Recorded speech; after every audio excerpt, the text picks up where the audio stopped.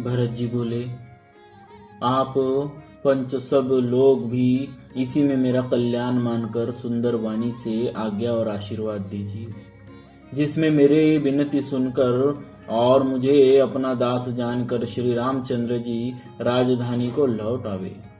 यद्यपि मेरा जन्म कुमाता से हुआ है और मैं दुष्ट तथा सदा दोषयुक्त भी हूँ, तो भी मुझे श्री राम जी का भरोसा है कि वे मुझे अपना जानकर त्यागेंगे नहीं।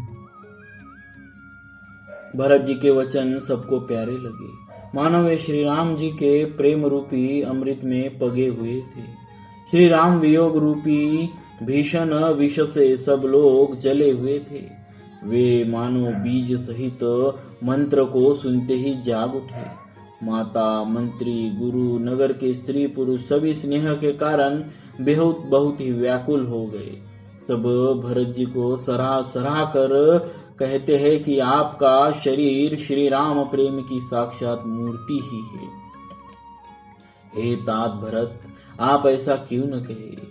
श्री राम को आप प्राणों के समान प्यारे हैं। जो नीच अपनी मूर्खता से अपनी माता कैकेयी की कुटिलता को लेकर आप पर संदेह करेगा, वह दुष्ट करोड़ों पुरखों सहित 100 कल्पों तक नरकों के घर में निवास करेगा।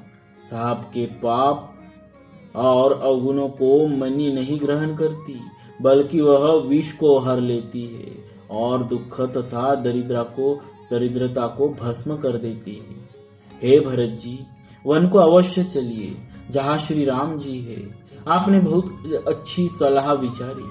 शोक समुद्र में डूबते हुए सब लोगों को आपने बड़ा सहारा दे दिया। सबके मन में कम आनंद नहीं हुआ, अर्थात बहुत ही आनंद हुआ। मानो मेघों की गर्जना सुनकर चातक और मोर आनंदित हो रहे हो। दूसरे दिन प्रातःकाल चलने का सुंदर निर्णय देखकर भरत जी सभी को प्राण प्रिय हो गए। मुनि वशिष्ठ जी की वंदना करके और भरत जी को सिर नवाकर सब लोग विदा लेकर अपने अपने घर को चले। जगत में भरत जी का जीवन धन्य है। इस प्रकार कहते हुए वे उनके शील और स्नेह की सराहना करते जाते हैं। आपस में कहते हैं, बड़ा काम हुआ।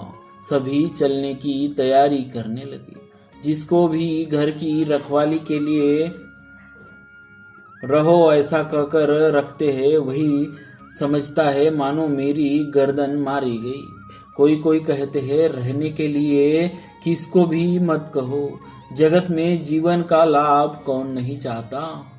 वह संपत्ति, घर, सुख, मित्र, माता, पिता, भाई जल जाए जो श्री राम जी के चरणों के सम्मुख होने में हंसते हुए प्रसन्नता पूर्वक सहायता न करे।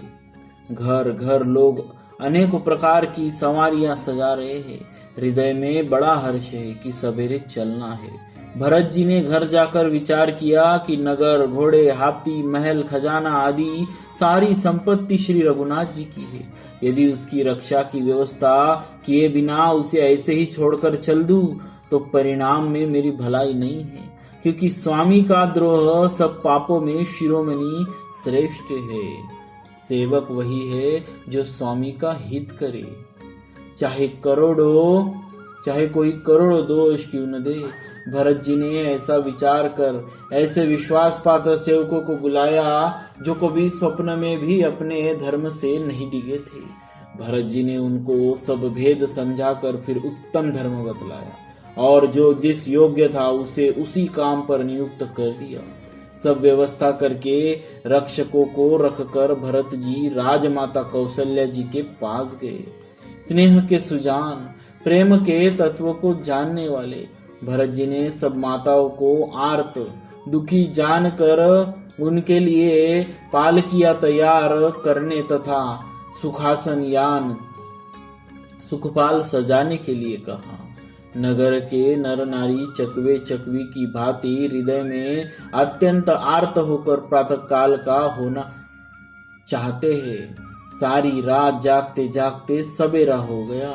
तब भरत जी ने चतुर मंत्रियों को बुलवाया और कहा, तिलक का सब सामान ले चलो। वन में ही मुनि वशिष्ठ जी श्री रामचंद्र जी को राज्य देंगे, जल्दी चलो। यह सुनकर मंत्रियों ने वंदना की और तुरंत घोड़े, रथ और हाथी सजवा दिए। सबसे पहले मुनिराज वशिष्ठ जी अरुंधति और अग्निहोत्र की सब सामग्री सहित रथ पर सवार होकर चले। फिर ब्राह्मणों के समूह जो सब के सब तपस्या और तेज के भंडार थे, अनेकों सवारियों पर चढ़कर चले। नगर के सब लोग रथों को सजा सजा कर चित्रकूट को चल पड़े, जिनका वर्णन नहीं हो सकता। ऐसी सुंदर पालकियों पर चढ़ चढ़कर सब रानियां चली। विश्वास पात्र सेवकों को नगर सौंप कर और सबको आदर पूर्वक रवाना करके तब श्री सीताराम जी के चरणों को स्मरण करके भरत शत्रुघ्न दोनों भाई चले। श्री रामचंद्र जी के दर्शन के वश में हुए। दर्शन की अनन्य लालसा से सब नर नारी ऐसे चले मानो प्यासे हाथी हथिनी जल को तक कर बड़ी तेजी से बावले से हुए जा रहे हो। श्री सीताराम जी सब सुखों को छोड़कर वन में है। मन में ऐसा विचार करके छोटे भाई शत्रुघ्न जी सहित भरत जी पैदल ही चले जा रहे हैं। उनका स्नेह देखकर लोग प्रेम में मग्न हो गए और सब घोड़े, हाथी, रथों को छोड़कर उनसे उतरकर पैदल चलने लगे।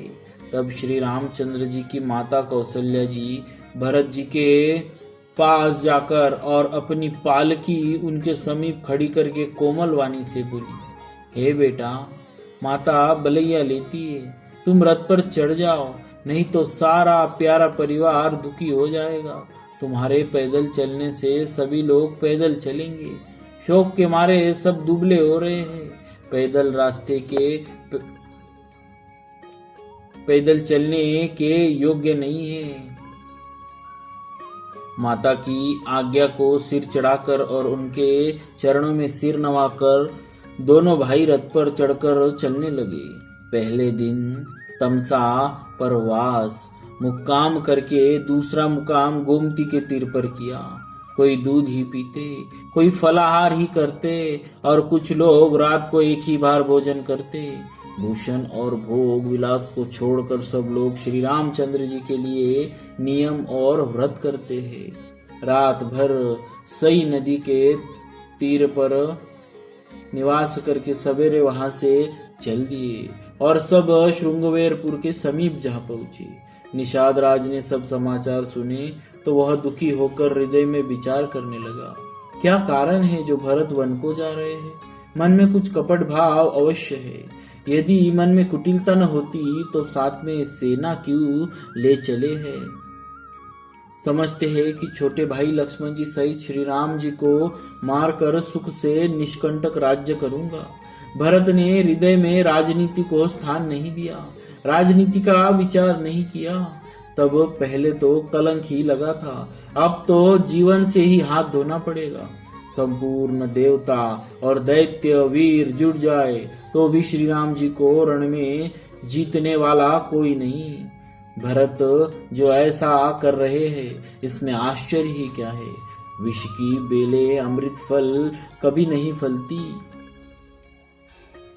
ऐसा विचार कर गुह निषाद राज ने अपनी जाति वालों से कहा कि सब लोग सावधान हो जाओ, नावों को कब्जे में कर लो और फिर उन्हें डुबा दो तथा सब घाटों को रोक दो। सुसज्जित होकर घाटों को रोक लो और सब लोग मरने के साज सजा लो, अर्थात भरत से युद्ध में लड़कर मरने के लिए तैयार हो जाओ।